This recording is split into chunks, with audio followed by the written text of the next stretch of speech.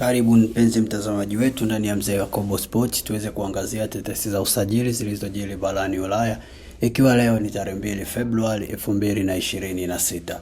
Karibu uweze kusubscribe channel yetu kwa kubonyeza kitufe kilichoandikwa neno subscribe ili tuendelee kuwa pamoja.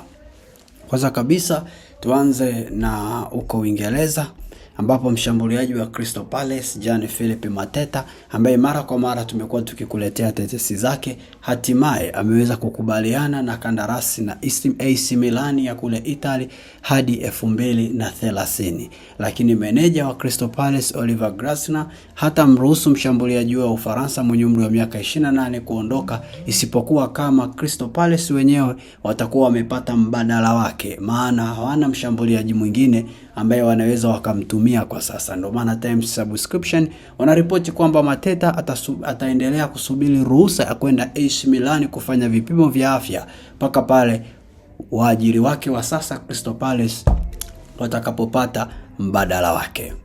Kwingineko twende paka kule Manchester, ambapo ikiwapo Michael Carrick ataendelea kusalia kuwa kocha wa klabu ya Manchester United. Michael Carrick ameuambia uongozi wa timu hiyo kwamba yeye binafsi anamhitaji Marcus Rashford mwenye umri wa miaka 28 arejeshwe katika klabu ya Barcelona. Labda kama klabu ya Barcelona itaweza kutoa kitita cha fedha walau kianzie paundi milioni 30, ndipo Michael Carrick ataweza kuwa na moyo wa kumruhusu Rashford kuuzwa ili aitumie fedha hiyo kuweza kupata mchezaji mwingine. Lakini bila sivyo ameomba Rashford arejeshwe kwenye timu hiyo.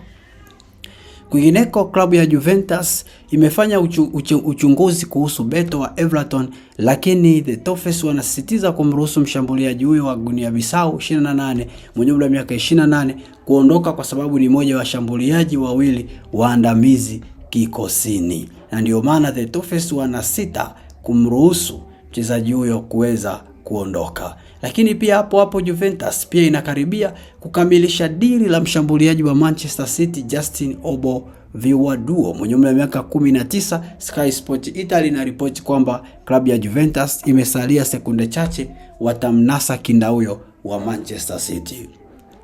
Kwingineko, klabu ya Tottenham Hotspur pamoja na Leeds United na Sunderland zote kwa pamoja wanafuatilia mshambuliaji wa Real Madrid mwenye umri wa miaka 19 Endrick, ambaye yuko Lyon kwa mkopo. Ficha Jason anaripoti kwamba Endrick tangu amejiunga na Lyon kwa mkopo amekuwa akionyesha kiwango bora sana uwanjani, na ndio maana klabu hizi zimekuwa zikionyesha nia na matamanio ya kumhitaji mchezaji huyo ili wamsajili kwa kumpatia mkataba wa kudumu.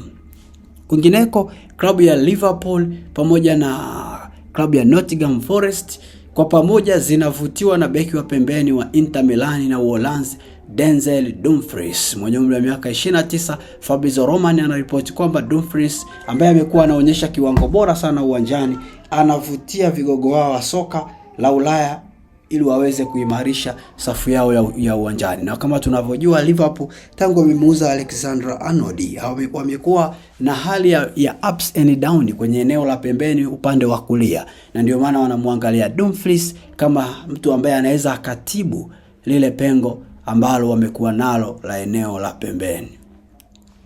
Kwingineko, kiungo wa Liverpool ambaye anafahamika kwa jina la Dominic Szoboszlai, kiungo huyu raia wa Hungary mwenye umri wa miaka 25, anasema kwamba mstakabali wake hauko mikononi mwake kuhusu kuzungumza kuendelea kuwa na mkataba mpya na klabu ya Liverpool. Kauli hiyo imewatisha wengi, wakifikiri labda Szoboszlai ana wazo la siri la kuiama timu hiyo. Wengine wamesema yamkini anajaribu kuwa pressurize ili aongezewe mshahara na ofa. Yote hayo yanawezekanika kwenye soka la Ulaya, lakini Liverpool wenyewe ndani yao wameonyesha nia ya wazi kabisa kwamba bado wanamhitaji Szoboszlai kuendelea kuitumikia klabu hiyo. Mchezaji huyu ambaye amekuwa na uwezo wa kucheza namba zaidi ya moja, mbunifu anapokuwa uwanjani na mwenye matumizi makubwa ya akili kuliko nguvu, amekuwa akiwakosha mashabiki wengi sana wa Liverpool tangu wajiunge na klabu hiyo. Na ndio maana mashabiki wa Liverpool na hata uongozi wa Liverpool wote kwa pamoja bado wanahitaji huduma ya mchezaji huyo, licha yeye mwenyewe hajawa na kauli ya moja kwa moja, lakini mazungumzo ya mkataba mpya bado yanaendelea. Basi tumefika tamati, karibu tena wakati mwingine, bye bye.